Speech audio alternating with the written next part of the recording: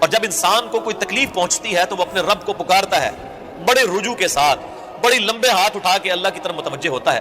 ثم اذا خوله نعمتا منه، جب ہم اسے اپنی طرف سے نعمت عطا کر دیتے ہیں، نسی من کان یدعو الیہ من قبل، تو وہ ایسا بھول جاتا ہے جیسا کہ اس نے کبھی ہمیں پکارا ہی نہیں تھا.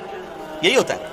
یعنی دنیا میں لوگ اللہ کو پکارتے ہیں، اللہ تعالیٰ مصیبت پریشانی حل کر دیتا ہے، اس کے بعد وہ یا تو اور ہستیوں کی طرف اس تکلیف کو دور کرنے کو منسوخ کرنا شروع کر دیتے ہیں، یا وہ کہتے ہیں جی میری تو پلاننگ ہی بڑی چنگی تھی، دیکھو نا میں اس ٹائم بڑا منو سمجھ آ گئی سی کیا ہونا ہے تو میں کر لیا سی.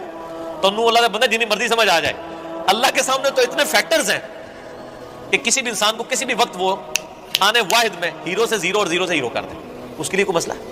یعنی انسان کی ساری پلاننگز دھری رہتی ہیں.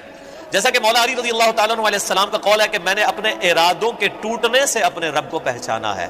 یعنی میں پورا ارادہ کر لیتا ہوں، سارے کے سارے سرکمسٹانسز فیوریبل ہوتے ہیں میرے لیے، دن اچانک پتہ ہی نہیں چلتا کہ یہ کیا ہو گیا. ایسا ہو جاتا ہے میرے بھائیوں. اور یہی چیزیں بیسیکلی اللہ تعالیٰ اپنا آپ انسان کو دکھاتا ہے کہ کوئی شخص اللہ تعالیٰ سے کبھی بھی آزاد نہیں ہو سکتا. حتیٰ کہ آپ دیکھ لیں سورۃ الکہف میں آیا کہ اے نبی علیہ السلام کبھی ایسا نہ ہو کہ آپ یہ ایک بات کہیں کہ میں کل یہ کام کروں گا اور آپ انشاءاللہ نہ کہیں. ایسا کبھی نہیں ہونا چاہیے.